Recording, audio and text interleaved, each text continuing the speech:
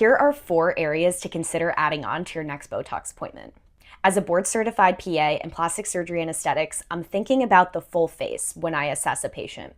Botox is not only used in the upper half of the face, in the forehead and the frown lines, crow's feet, the typical areas that we inject with Botox, but we can actually use it in the lower half of the face, which has honestly made a huge difference for my patients' overall appearance. The first area is a lip flip. So you can actually inject Botox into the upper lip, helping to curl it out, which gives like a temporary illusion that your lip is a little bit fuller than it normally is. So I like this for somebody that's a little bit more hesitant about lip filler.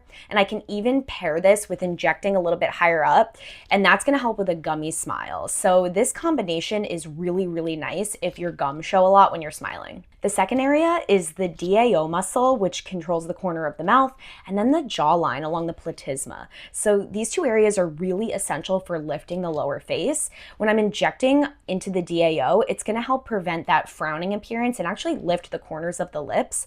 And then we even inject along the jawline here, which helps create a tighter, more lifted appearance, which is amazing to do with just Botox alone. Third is the masseter muscle. So this muscle controls like teeth clenching, grinding. If you're somebody that really struggles with TMJ, I highly recommend this area. It not only helps with headaches, but you actually get a slimming effect to the jawline. Fourth is an eyebrow lift. So when we inject underneath the eyebrow, we can actually help to open up the upper lid.